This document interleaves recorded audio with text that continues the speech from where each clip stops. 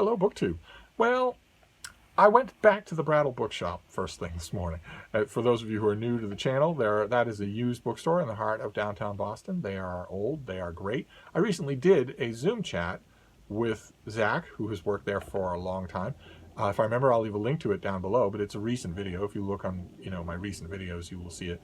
I have been a customer at the Brattle for a very long time, and it's a great shop.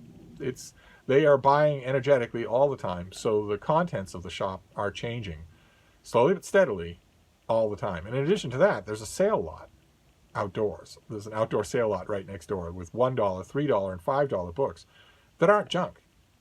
You can go, if you go to the sale lot with a $20 bill burning a hole in your pocket, you can spend it.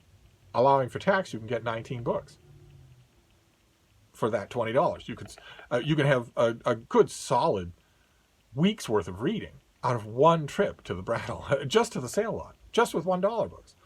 And I had a bit of a melancholy reason to go to the Brattle, I admit, because I experienced something just recently that a whole bunch of people in America are experiencing right now, this week, and I hope a lot more of them do.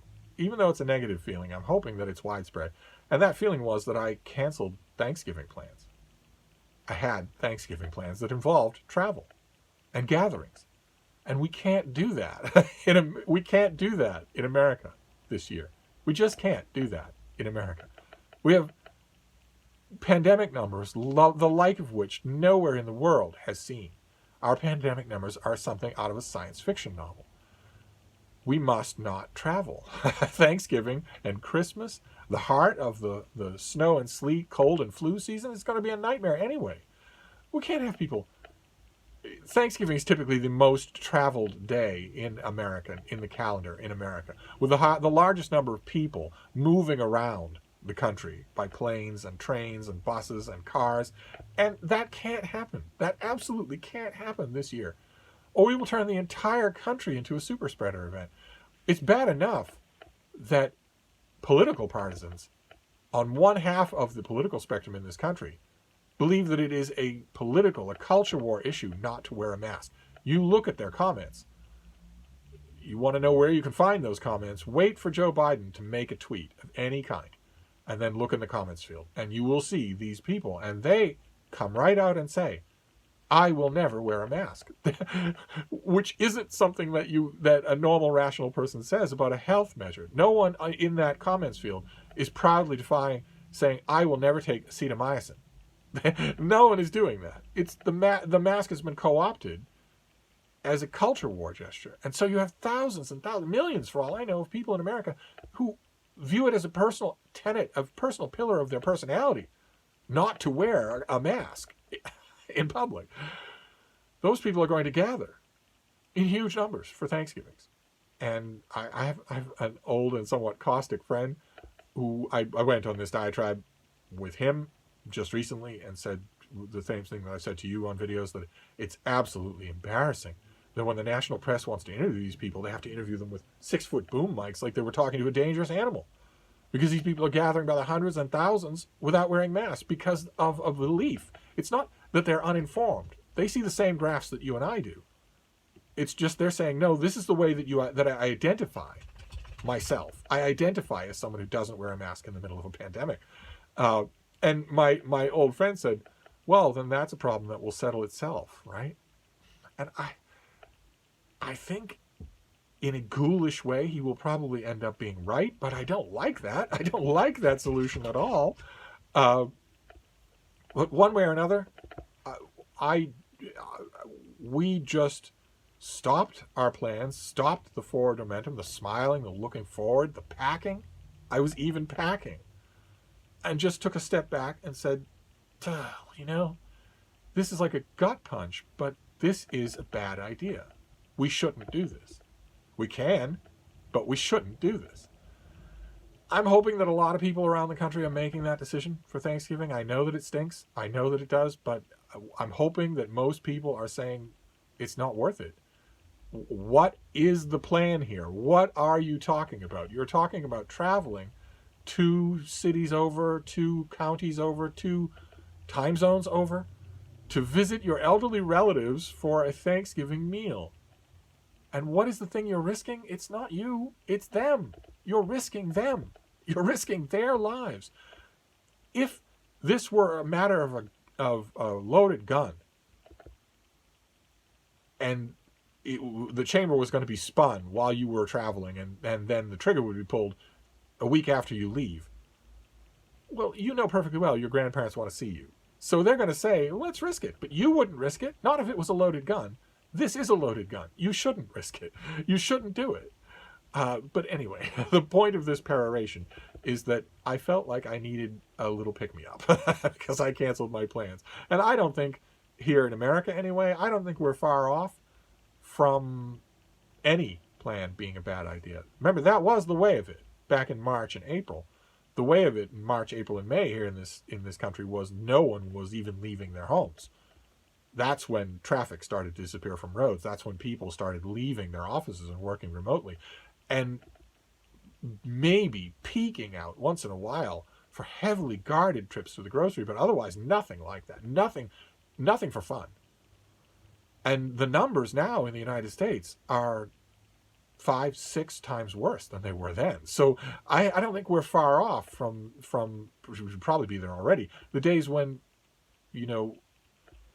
fun little jaunts of any kind are just out of the question until it's battened down the hatches until this is passed. But we aren't at that point yet, and I felt like I needed to pick me up, so I was very careful, and the Brattle Bookshop is also very careful.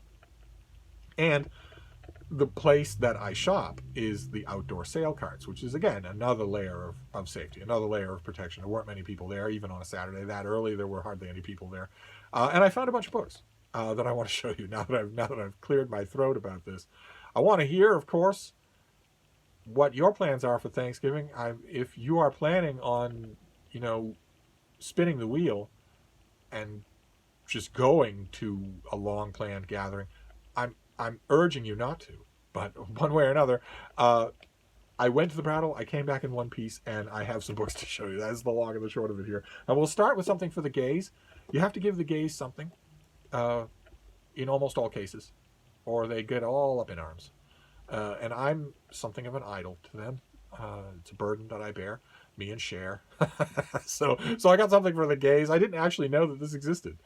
This is Latter Days, which is a gay movie about a Mormon missionary who is a button-down, self-denying, self-hating gay who meets a fabulous young man, and they have a couple of very suggestive initial meetings, and then they kiss in a 360-degree sense around scene. They kiss, and it causes turmoil in their lives, and it's a largely by the numbers movie, and it has a lot of unintentional camp in it, and a lot of rather predictable stuff in it. But there are two moments in the movie that are genuine, and the young cast is fantastic. And I knew that it was a screenplay, but I didn't know that anybody had adapted it into a book. And apparently they have. There are our two protagonists.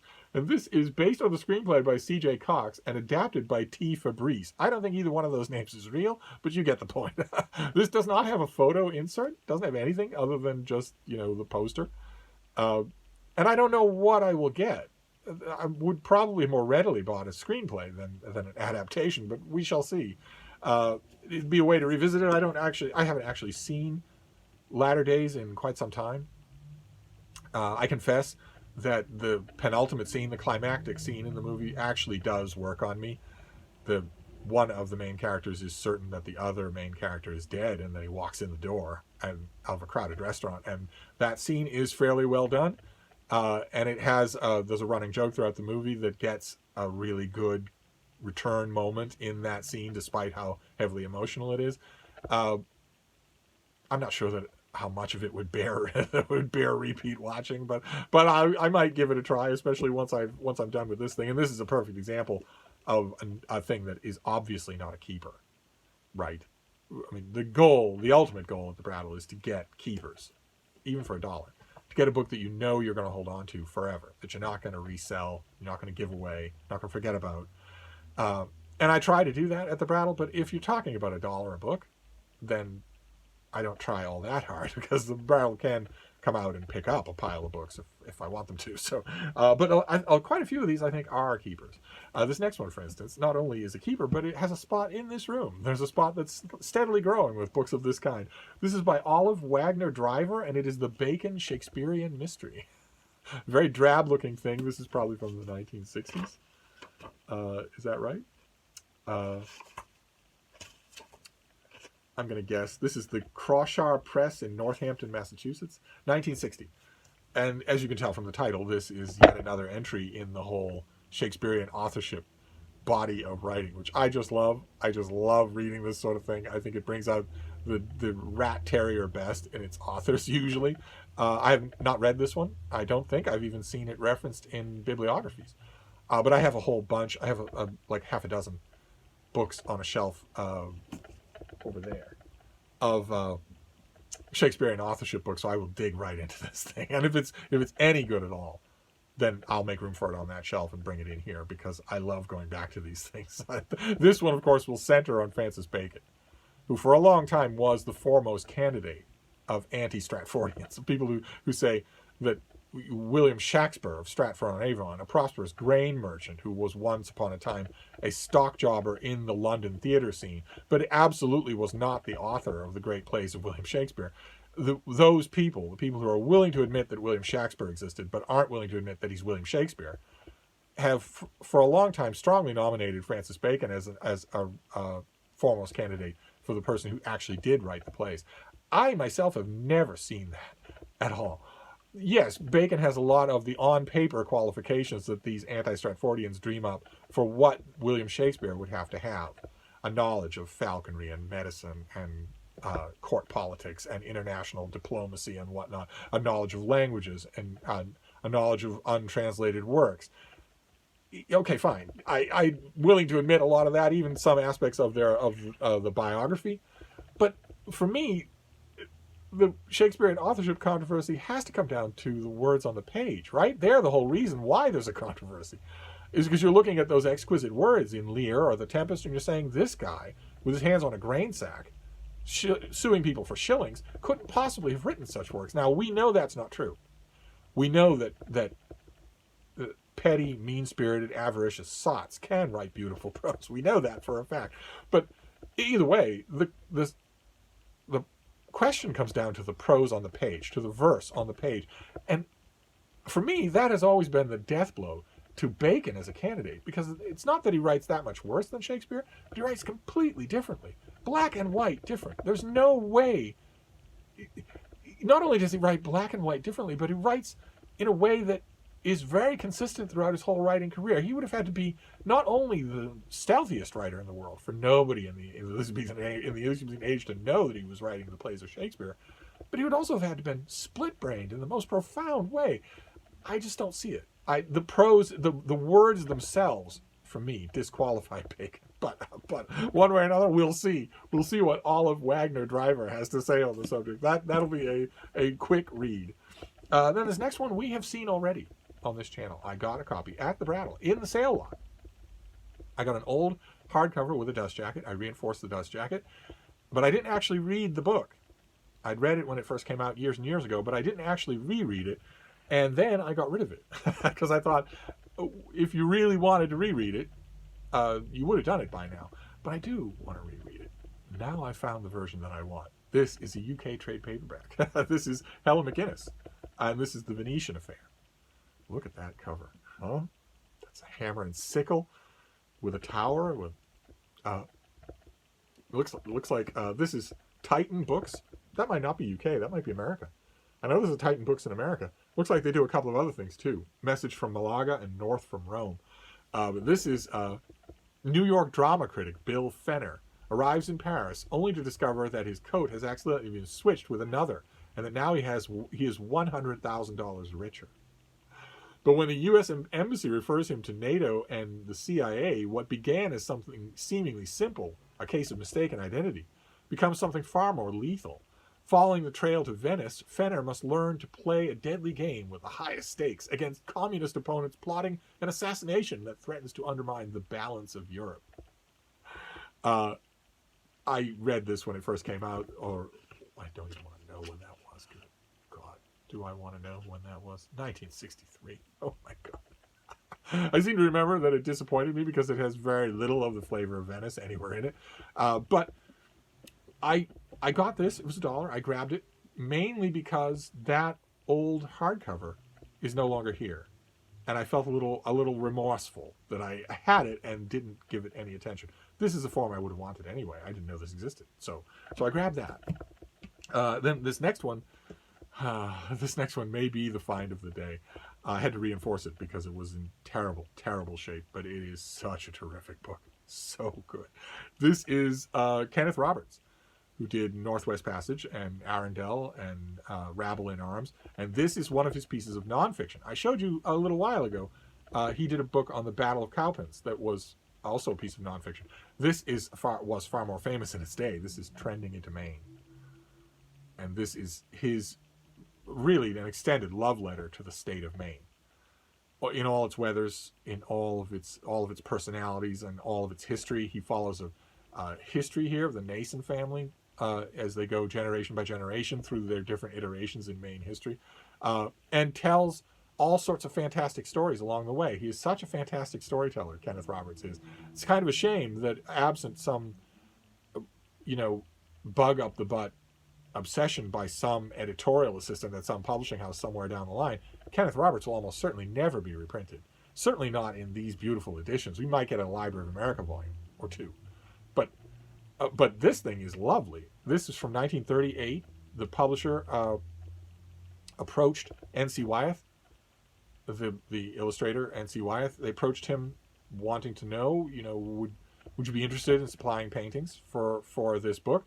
And at the time, N.C. Wyeth was late in his career, and he was wanting very much to get off the book illustrating treadmill and do something a little different. And Wyeth summered in Maine all the time and loved it, absolutely loved it. I spent a chunk of years summering in Maine myself. I am familiar quite a bit with Maine, far more familiar with the southern parts than with the northern parts. The northern parts are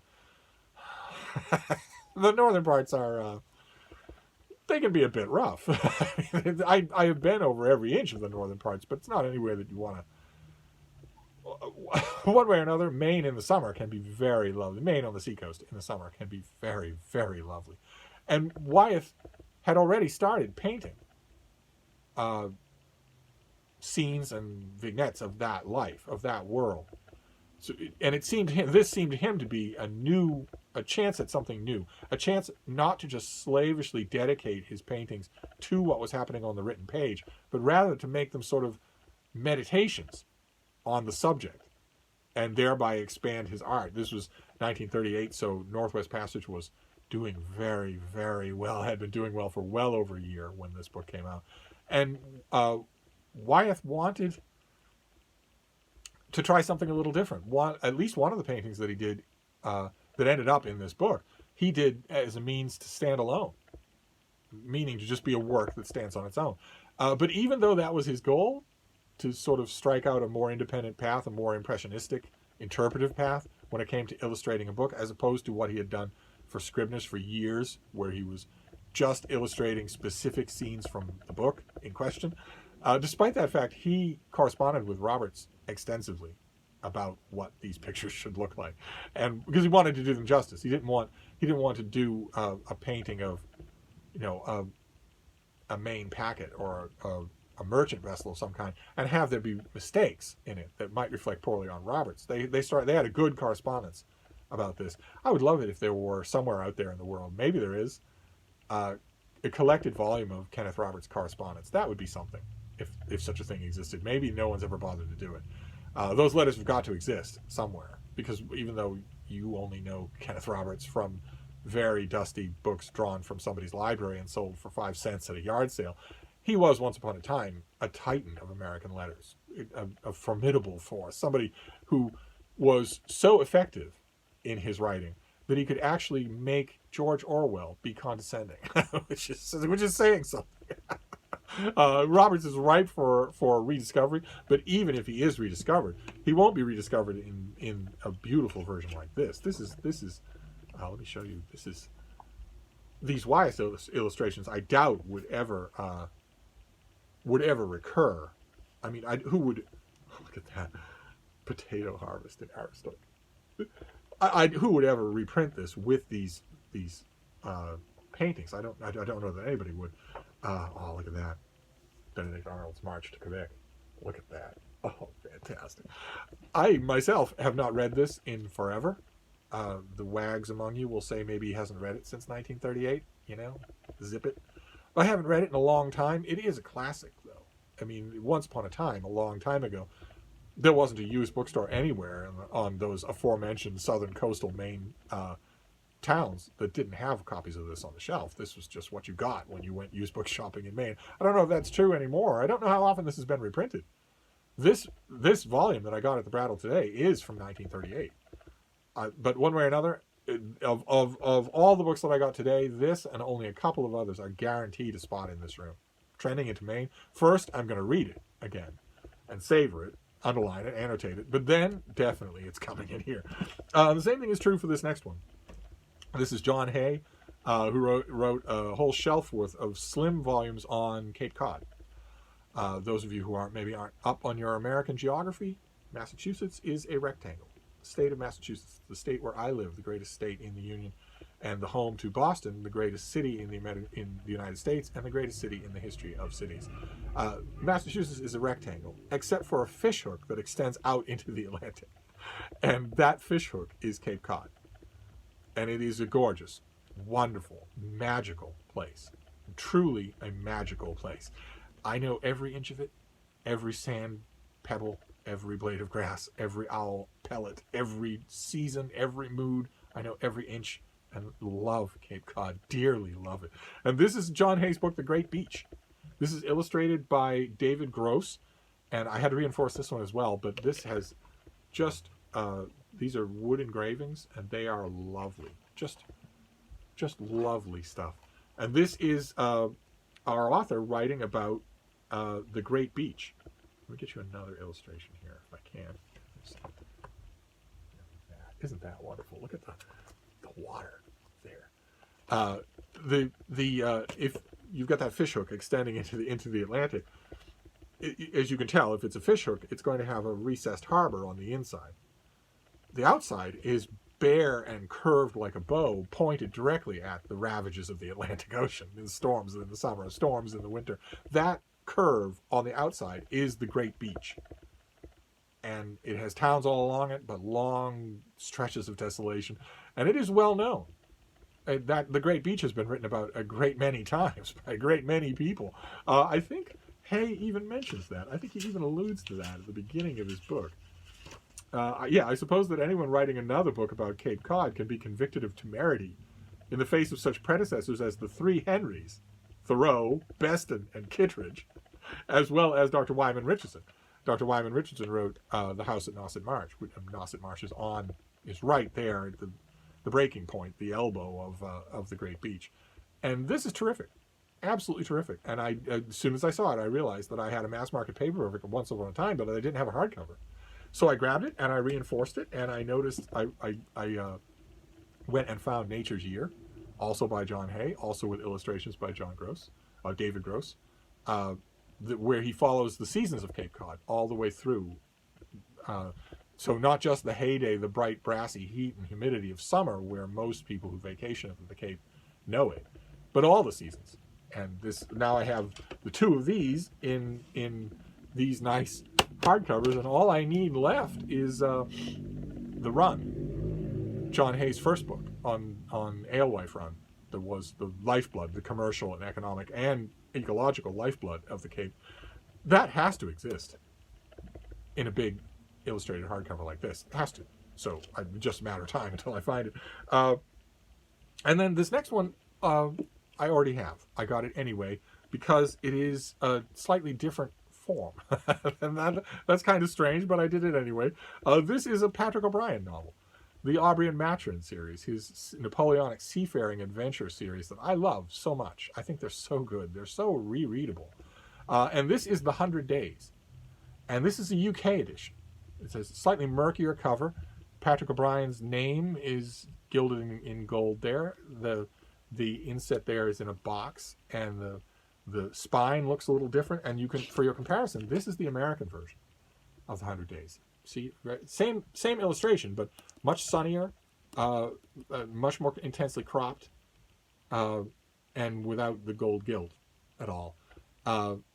It was dirt cheap. That's why I got it, because I don't need much in the way, and it sometimes might be interesting to read this in a different format. Maybe read it out of order. I'm kind of sort of planning on 2021 of reading all of these books in order from start to finish. Again, just one more grand, slow, annotating rereading. But in the meantime, I might reread this just before the end of the year. If I remember correctly, this is late in the series. And if I remember correctly, this has a kind of a weird setup to it. It starts with tragedy. Something horrible happens to one of our characters that we know well at the beginning of this book, and then the book is fairly standard, although somber. That event casts a shadow over the whole book. Fairly standard Aubrey and Maturin adventures, including a long set piece in which Stephen Maturin is the guest of a royal in northern Africa on a lion hunting expedition that is just amazing. That, I mean, anybody who nobody actually got this far in the series thinking that Patrick O'Brian could only write set pieces set at sea. But anybody, if somebody did, they were rudely disabused of that by that, because that is a almost intentional gesture at the part of critics who might have said he's pretty good on sea battles, but he's no good anywhere else. That is as thrilling a set piece in historical fiction as you're ever going to read. And there's not a ship anywhere around. But then just when you're thinking, okay, well, people are breathing a little more and events are taking place, then, if I remember correctly, this book ends with another tragedy and then just drops you right out of the last page. So I might be intrigued enough to just read this again, especially since I now have a $1 different edition that I will do. I know it's a little silly, but that's what happens when you're at the Brattle sale lot and the books are also cheap. Then you can afford to be silly. And if it doesn't pan out, well, then you can sell it back to the Brattle, give it to your library's charity drive or whatever. There are all sorts of ways to get rid of books. But then this last one, the last one we'll do here is The Book of Owls. A slightly larger and heavily illustrated. Oh, that's not an owl. A slightly larger and heavily illustrated guide to all the major kinds of owls. If I remember correctly, there's a chapter at the end of this. This is from the 1970s.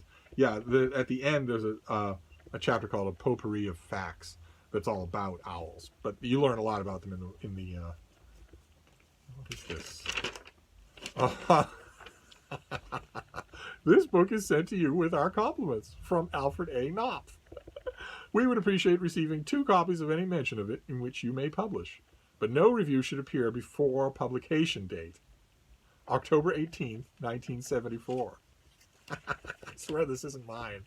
I don't think. Let me check. No, it's not mine. But what that means, I know a lot of you have been around on this channel for a long time, where we get publicity sheets. That's essentially what this is a publicity sheet. But you haven't heard that, and the reason why is because this is from the print era. That's what it means when it says 2 copies of any mention which you may publish, is that's what they want you. They want you to send clippings in the mail, in an envelope, with stamps that you lick. I know, saying it like that, it sounds bizarre to me too, but once upon a time, that was the standard procedure. You would get this book, and if you managed to assign it for review and somebody were to do it, you clip 2 copies and send it to the publisher. 1 for their records and 1 to make the rounds of all of the paste-up people to go into a reprint or a paperback. Once upon a time, it wasn't, the publisher didn't expect that you would tell them, you'll find it. It'll be online. There was no online. Instead, you had to send them the mentions that you did. Once upon a time in the newsroom, there used to be somebody whose job it was to do that. But anyway, I didn't know this was a review copy, but I paid $1 for it. So I'm always up for reading about owls. So there you go. That was my compensatory Brattle trip this morning. We have a Book of Owls. What else have we got here? The 100 Days. by Patrick O'Brien. The reason it's called The 100 Days instead of 100 Days, you history fans will know that, is that The 100 Days was Napoleon escaping from exile and threatening Europe all over again. That was The 100 Days as opposed to 100 Days. Then we have Trending into Maine, probably the find of the day. Can't wait to reread it. I remember laughing and smiling at it because Kenneth Roberts was from Maine. He was born in Maine. He was raised in Maine, loved Maine. It was in his blood. But he often, in the course of this book, resorts to just apostrophizing out of nowhere, unprovoked, and saying, there's a lot more to the people who live in Maine than avaricious yokels. I've lost count of how many times he uses the word yokels in this book. And I always wanted, when I read it the first time, I was chuckling and I was thinking, you shouldn't be the one who's saying that. You're going to be putting that idea in people's heads. It's the Streisand effect. Then we have The Great Beach by John Hay. We have The Venetian Affair by Helen McInnes, a remorse by. I will read this. I will absolutely read this week. We have The Bacon Shakespearean Mystery, another addition to my little collection of Shakespearean authorship question books. And for the gays, we have The Latter Days, where a haughty Mormon missionary sucks face with a haughty restaurant busboy. And hijinks ensue. so there you go. That was my trip to the Brattle. It was over and done in no time at all, and then I was back to my ecstatic little bean.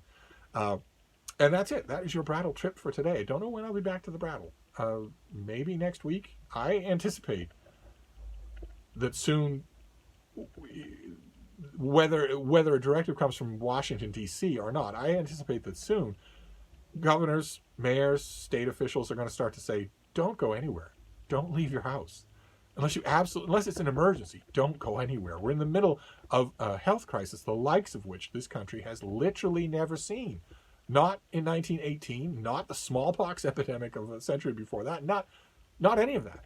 We have literally never seen anything like 2,000 people a day dying. So I don't know when my next trip to the Brattle will be, but I thought I'd share this one with you, including some definite keepers, which is nice. Trending into Maine is going in this room. But anyway, I'm going to wrap this up, but I will be back. Thank you, BookTube.